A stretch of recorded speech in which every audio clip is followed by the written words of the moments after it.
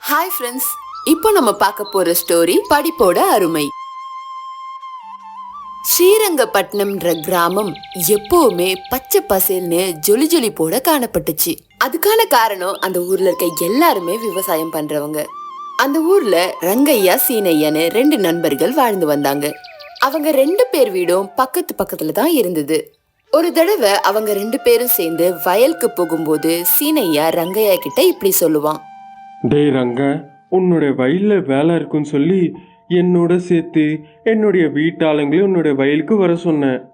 அப்படியே உன்னுடைய மகளையும் கொண்டு வந்திருந்தீன்னா ஏதாச்சும் கொஞ்சம் நெஞ்சு உதவி பண்ணியிருப்பால. அட என்ன சொல்ல, அவள் என்னுடைய கையை மீறிட்டாலோன்னு எனக்கு தோணுது. நான் எவ்வளோ வேணான்னு சொன்னாலும் நான் ஸ்கூலுக்கு போயே தான் தீர்வேன்ட்டு அவள் ரொம்பவே அடம் பிடிக்கிறா. நேற்று இந்த விஷயத்தால் எவ்வளோ பெரிய சண்டை நடந்துச்சுன்னு தெரியுமா? சரிடா, நான் சாயந்தரம் வீட்டுக்கு வந்து அவளுக்கு நல்லபடியாக புரிய வைக்கிறேன். ஆமாம் ஆமாம், நீ சொன்னா அவள் கண்டிப்பாக கேட்பா. எப்போ பார்த்தாலும் சீனு மாமா உன் கூடவே தானே சுத்துவா.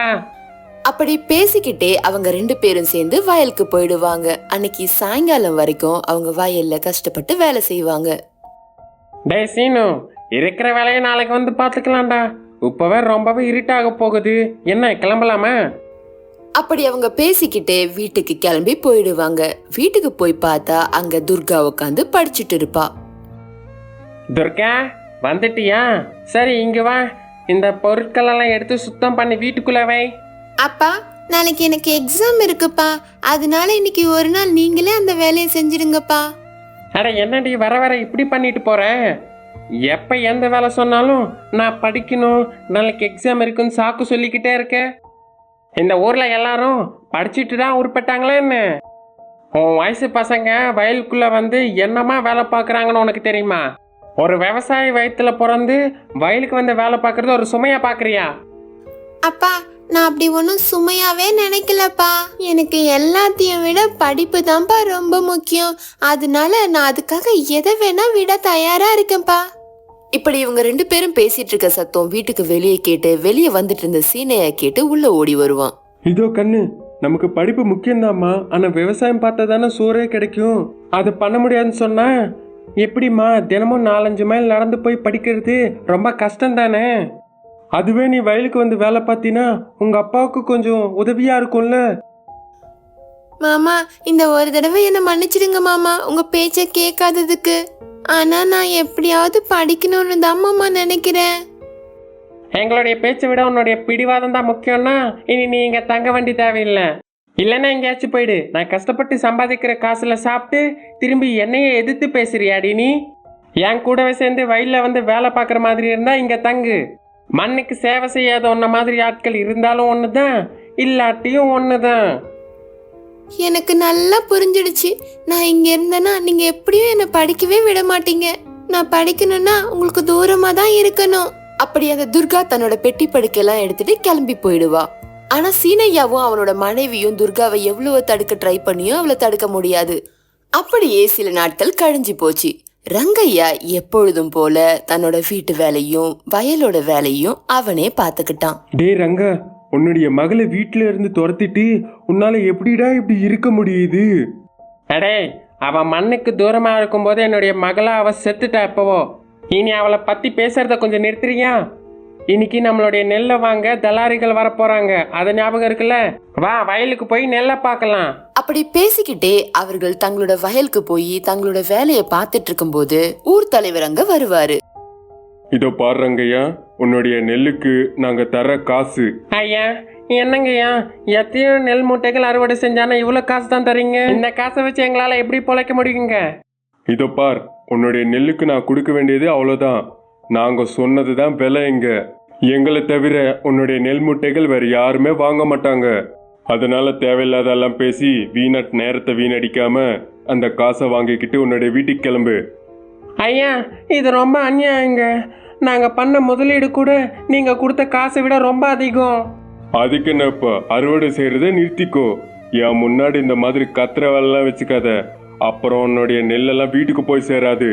அப்படி கோபமா பேசிட்டு பக்கத்துல இருக்க இன்னொரு வயலுக்கு கிளம்பி போயிடுவாரு. அந்த விதமா அந்த ஊர் தலைவரோட அநியாயத்தால அந்த ஊர் ரொம்பவே பாதிப்படைஞ்சது. இப்படியே சில நாட்கள் போச்சு.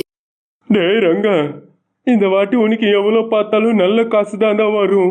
தலாரிகள் பேசுறதுக்கு கூட இடம் இல்லை, அப்படியே காசு கொடுத்து கிளம்பணும். அட என்னமோன, அவங்க எப்ப எதை பேசி என்ன குழப்பவாங்கன்னே தெரியாது. அப்படி அவங்க பேசிட்டு இருக்கும்போது ஊர் தலைவர் அங்க வருவாரு. ஐயா, இந்த வாட்டி நெல் நல்ல அறுவடையா ஆச்சுங்க, அதனால அதை பார்த்து கொஞ்சம் நல்லபடியா தாங்க காசு. எவ்வளோ மூட்டைக்கு எந்த அளவுக்கு காசு தரணுமோ எனக்கு நல்லா தெரியும். இதை பார், இவ்வளோதான் உன்னோட மூட்டைகளுக்கு காசு வரும், வாங்கிக்கோ. அப்படி காசை தூக்கி எறிவான் அந்த தலாரி.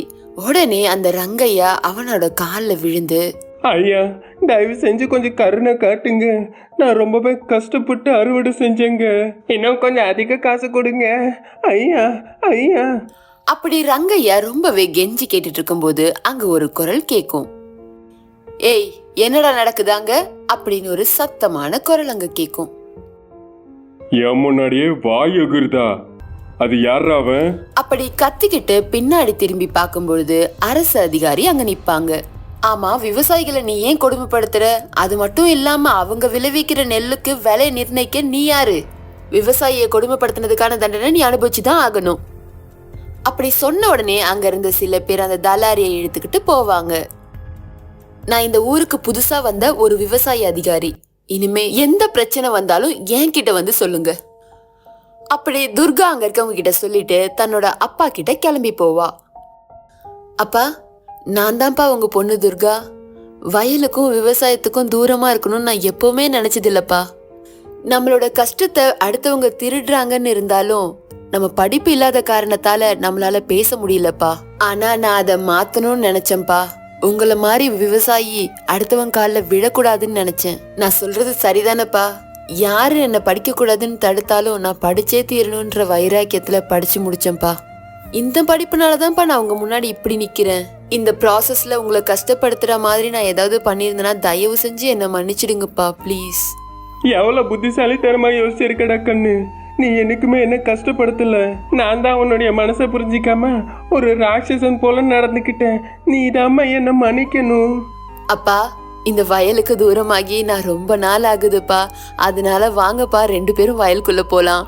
அப்புறம் சீனுமாமா, நீ இன்னும் பீடி குடிக்கிறியா இல்ல நிறுத்திட்டியா? இன்னும் நான் சின்ன பொண்ணு கிடையாது. இனிமே நீ பீடி குடிச்சேன்னு வச்சுக்கோயேன், அந்த தலாரி மாதிரியே உன்னையும் ஜெயில பிடிச்சி போட்டுருவேன், பாத்துக்கோ. ஆமா துர்கம்மா, தாயே, என்ன தயவு செஞ்சு மன்னிச்சு விட்டுருமா. அப்ப அந்த சீனையா கையெடுத்து கும்பிடுவாரு. அப்போ எல்லாரும் சிரிப்பாங்க.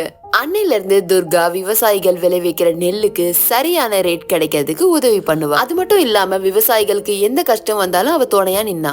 ஒரு காலத்துல உன்னோட பொண்ணுக்கு படிப்பு எதுக்குன்னு கேட்டவங்க எல்லாருமே படிப்போட முக்கியத்துவத்தை புரிஞ்சுக்கிட்டு அவளை பத்தி பெருமையா பேசும்போது அவன் ரொம்பவே சந்தோஷப்பட்டான். அப்படி இருக்கும்போது ஊர் மக்கள் எல்லாரையும் ஒண்ணு திரட்டி அவ ஒரு மீட்டிங்க வைப்பா.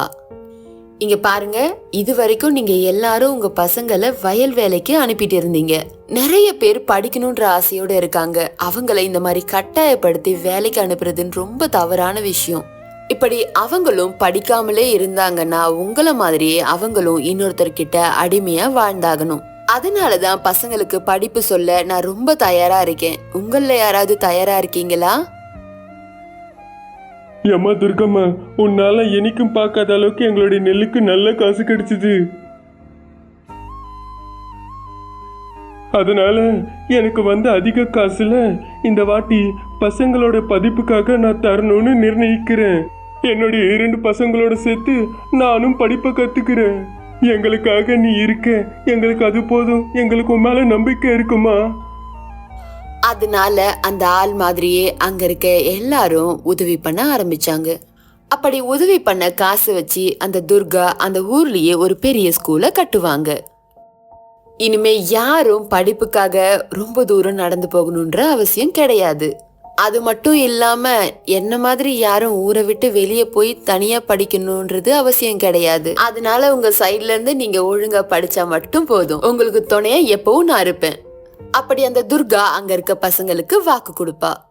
அன்னையில இருந்து அந்த ஊரோட நிலைமை கொஞ்சம் கொஞ்சமா மாறிட்டு வந்தது.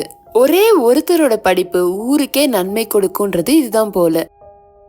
இந்த ஸ்டோரி உங்களுக்கு பிடிச்சிருக்கும்னு நாங்க நம்புறோம். இந்த ஸ்டோரி உங்களுக்கு பிடிச்சிருந்ததுன்னா லைக் பண்ணுங்க, ஷேர் பண்ணுங்க, சப்ஸ்கிரைப் பண்ணுங்க. தேங்க்ஸ் ஃபார் வாட்சிங்.